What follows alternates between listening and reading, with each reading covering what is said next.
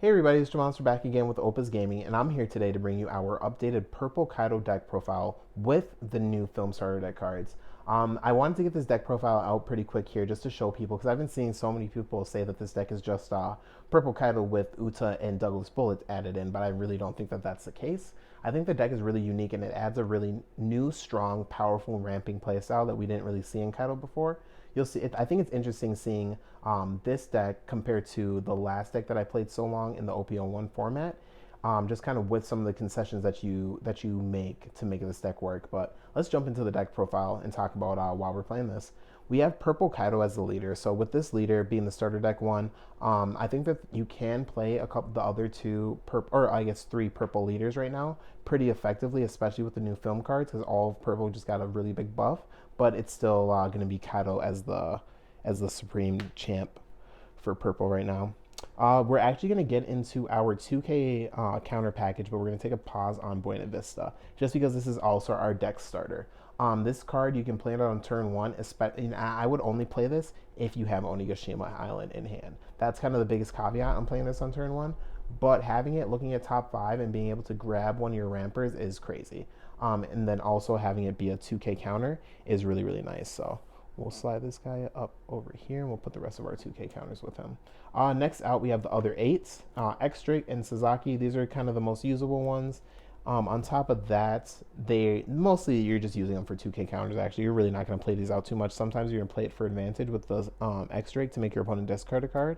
And then with the Sasaki, you'll play this sometimes to ramp if you have some dead cards in your hand. It's really easy to do, but honestly, I wouldn't really suggest playing to that playstyle.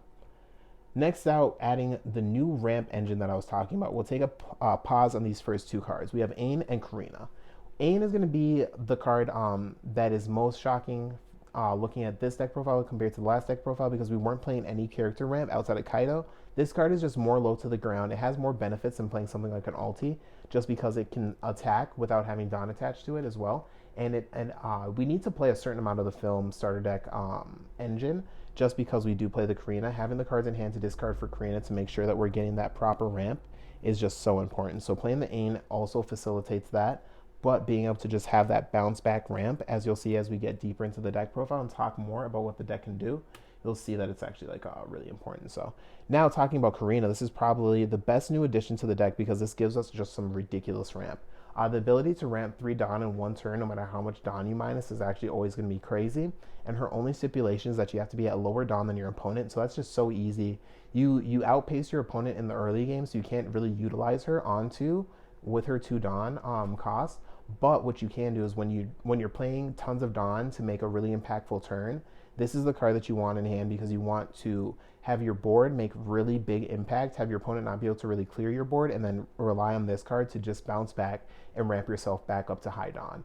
This card is very powerful, and just the playstyle in general just gives you a lot more flexibility in what you're able to do. Playing Ain and Karina has just been really, really fantastic for me, so I wouldn't really change it for anything. Next out, we have Guild Tesoro and then the 4 Uta. Talking about the guild, while we're only playing one of it, it's to add to the film engine that we have, but this card is actually really, really good. We'll talk about the best points about it first. It's really nice when you drop it post your big guys to Dawn -2 to replenish your hand so that you can be very defensive with the cards in your hand, and when you know that you can close out your opponent with your established board. Also, if you're looking for something, I would play this. I just wouldn't attack with it every single turn. Sometimes the Dawn -2 can be costly, and that leads into why we're only playing one of it. It is very costly to board these consistently in the early game and then utilize their effects. So it's if you're dropping it in the late game, you don't need as many copies of it. And for the most part, it's just going to kind of replenish your hand and put you in a position where you can really just defend yourself better. So that's the reason that we're playing the guild. Next up, we have Uta. Uta is a fantastic card and a really crazy addition to the deck. I know that I said that it's not just the Uta and Douglas Bullet show, but for the most part, Uta is just a fantastic card. There's not too much that you can say about her. She's really good against go wide strategies, fantastic against red, green law, just in general for those colors, just their card pools. But even looking at the purple mirror match now, when you have an Uta on board, you're trying to Uta their Uta so that you can be aggressive onto them, and it just becomes a space of you force your opponent to have removal as opposed to being able to swing through swing through your board, and that forces your opponent to commit cards to the board so that you can utilize things like 10 drop, 9 drop, Kaido, and stuff like that a little bit better. So Uta's fantastic, and she's so usable, as well as having 5k power and 1k counter. She's a really great card. The rest of the blockers to pair with the Uta that we have are going to be 4 of the Queen and 3 of the Kurozumi. We'll start off with the Kurozumi Higurashi. I like it, but I just like it at 3. I think that I field it quite often, but I think normally in an average game, I'll put 2 of these onto the board throughout the game, and then I'll use 1 for a counter, or use both of them for counter if I'm playing 4. So playing 3 of it, I feel like I see enough of them to board it 2 times per game, and then just not see it all too many times where it ends up just being a counter half the time. Now, looking at Queen, Queen is a fantastic card because Queen pairs actually extremely well with the guild. With guild, you can, even if you're on 10 non or something like that, you can tap 5, play out guild, tap 5, play out queen if you don't have the rest of your top end. And what that does is it really cycles your deck like crazy, and it keeps you from Don minusing too much, because you Don -1 with the queen on the first turn, but then on the next turn you Don -2 with the guild, and you've never paid 3 Don on one turn. So pairing those two cards together is actually really, really interesting, and it's really strong. And I really like the queen in general. So I wouldn't play it in any lower numbers than 4 in like a regular Kaido deck. I would play it in less than 4 in things like blue purple Kaido maybe, or in like king and decks like that, but not in a pure Kaido list. Next out we have our king lineup. 3 of my favorite king, and then 1 of the 7-drop king. We'll start off with the 7-drop king because it's really just there to help you with your red-green law matchup, your green matchup in general, and your red matchup in general. Popping those lower to round cards is extremely nice, and this card can be very detrimental to those strategies. It's just really hard to play on curve, so you end up holding it a lot of times, so just playing it at 1 is really nice for me. And I really like playing this king at a multiple number, or at 3, just because I like fielding this a lot more often, and it's a lot more usable. Being so close to your leader's Don -7 number already is really, really nice. So you can just tap 6, tap Onigashima, and then you're at 6 Don, and then you just have to incorporate a little bit more Don on your turn to be able to do the Don -7 for pretty much what you want to do it for. So getting into our top end, we're actually going to go into the big 10-drop Kaido first, because there's a lot to say about Douglas Bullet and Kaido as a pair. 10-drop Kaido is fantastic. I like playing it as a 1-of right now, just because I've noticed that even though the card is like fantastic and crazy, I want to build a board a lot, and I want to field my rampers, and I want my opponent to have to deal with my board, and I only want to use this as an emergency button. So I just play it as 1. It's really findable with how much that we're drawing nowadays, so I don't feel like I need to play it at 2 and then just have a dead card in my hand. We'll talk about Douglas Bullet actually before we talk about Kaido, because the curve goes drop Douglas Bullet and then you drop Kaido. And we'll talk about why the ramp engine that we have in here is so important. So tapping 8 for Douglas Bullet is obviously just kind of what you'll do. He doesn't do anything on play, really. You can activate main right away when you play him, but for the most part, if you're not gonna die, or if you don't have the chance to kill your opponent, if they just have a bunch of blockers and no cards in hand, then yeah, rest on all their blockers and swing for game. But for the most part, what you'll do is just tap him and just leave your Don, and follow that up with your 9-drop Kaido. So when you drop your 9-drop Kaido on 10 Don, what you'll do is then rest any blockers that your opponent has with your Douglas Bullet, and then you'll push with both of these because he gains double attack. So you'll swing into your opponent's life, clear out anything that they have left, and then swing in with a really big body with your 10-drop Kaido. And the reason that you're able to do this and facilitate it so well with both of these being at high numbers is that if you're on 10 Don, you Don -5 and go down to 5 Don, and then you Don -4, go down to 1 Don. You can tap your Onigashima Island to go up to 2 Don, and you're starting your next turn out on 4 Don with an Onigashima. We'll tap Onigashima, go up to 5, and tap 2 to play Karina, going down to 2. When you tap 2 to play Karina, you ramp 2, and now you're on 7.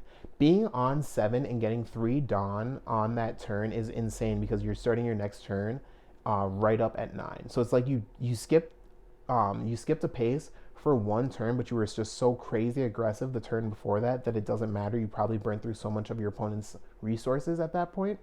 And playing on a weak turn where you're only on 4 Dawn for 1 turn is very doable because you're going to be on 9 the next turn. It's not like you're playing 4 and then 6, or even 4 and then 7. You're playing 4 and then 9 Dawn, and you're just still in the driver's seat at that point. You haven't really lost any pace. So pairing these two cards together with this crazy ramping engine has just been really, really well. And there's actually another card that will help facilitate that as well as we get a little bit deeper into the deck profile.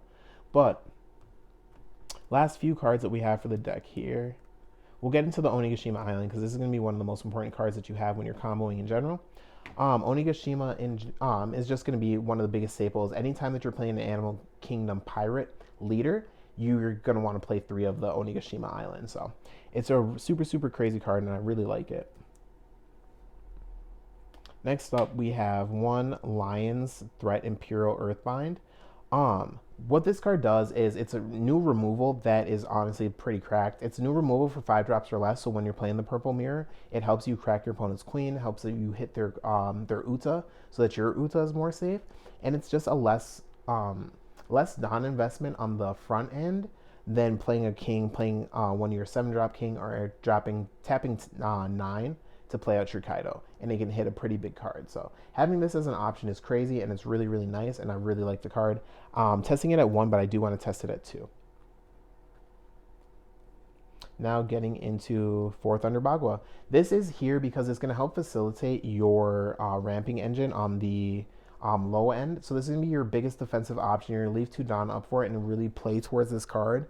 Even though Blast Breath is really, really nice, the Dawn -1 can just be a little bit costly when you're playing on those low Dawn turns. If you're playing with 2 Dawn up and you have 2 Blast Breath in your hand, even though you ramp up to 9 Dawn, ramping down to 7 Dawn starting on your next turn is not nearly as powerful. So we want to avoid that situation kind of altogether by playing the Thunder Bagua. So now we have the life trigger that can also ramp us and kind of help us out. So if you guys have made it this far into the deck profile, before I get into my last thoughts and everything like that, we just crossed that 340 subscriber count. So I really appreciate all you guys supporting and subscribing and just keeping the love coming towards the channel. It's been fantastic. So thank you guys very, very much. If you're not subbed and you like this type of content and you enjoy this deck profile and you just like see it and you like some of the choices, drop a sub. It really helps us build and everything. So it would just be really nice. We're on our way to our 1,000 subs, and I just see it. We're really, really getting there. We're growing every day, and everything's going really well. So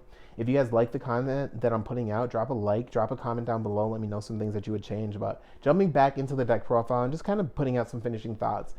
Being in the end of the OP01 format and having this be the newest deck and like a new deck, this is really, really cool because I feel like it offers the most power, I guess it is power creep, but the most power package in a color just in general. I think purple had a lot of consistency issues kind of in general, but relying on Onigashima Island was one way to play the deck, and then you have the rest of the package to kind of like utilize. And I think that utilizing the rest of the package is really, really good. But now that we're kind of circling back and now we have a new package that we can rely on, being the film cards, I think that if I miss Onigashima Island, I'm still going to be really, really pushing a lot of aggression, just because even though it'll be a little bit slower, I'm still going to tap 8, put out a Douglas Bullet, and then when I can, tap 9, put out a Kaido, and just kind of fall back onto my Karina, fall back onto my Thunder Bagua, and I just not really miss a step when I'm missing those Onigashimas. So I think the deck is really, really consistent. I think adding those new pieces really are going to help with the deck, kind of what it wants to do in general. As you can see, we're still playing a lot of the bigger package of the deck. You know what I mean? We're still playing the big 7-drop bomb package with our 2 different types of kings, and then we're still keeping the pressure up with the 9K plus cards, all of them being 10K now that we're not playing the 8 cost Kaido. But now that we have all this pressure that we're still able to push onto our opponent, the game is just a little bit different. If you are leaving your opponent alone and not giving them cards in hand, and then in just one turn, right, you're going swinging double attack to drop them down to 3, hitting them with a 10K, right, to drop them down to 2 Dawn, and then you have Dawn to defend yourself. Now that you're ramping up so much, you can put blockers onto the board and then just Dawn -7, put your opponent down to one life, and then just hit them again, right? Because if you have a Karina on board and you do the Dawn -7, you can just ramp the Dawn back up, so you're just not missing a beat. I think Karina is really just a card that you should not sleep on, and you should really try to find a way to utilize just the crazy ramp that she offers. Ramping 3 cards in one turn is just insane. So I don't really think that you have to really do too much of a deep dive of how this deck plays into each and every deck, just because so much of the landscape is going to be changing in about a month. But playing with this deck for a month is gonna be crazy. So I just wanted to get this deck profile out, show you guys some of the packages, show you some of the utilization that I have in the deck. Get some people on the guild train. Like if you guys do like guild and you want to see a deck where I actually am playing for guild, I've been testing that deck just as much as I've been testing this deck. Drop a comment down below. Just say guild down below, and I'll drop a deck profile for the main Shanks leader for this deck. I think the main Shanks has a lot of really cool lines of play that you can make as well. So this is gonna be Monster with Opus Gaming, and I'm out. But thanks again, you guys. Take care.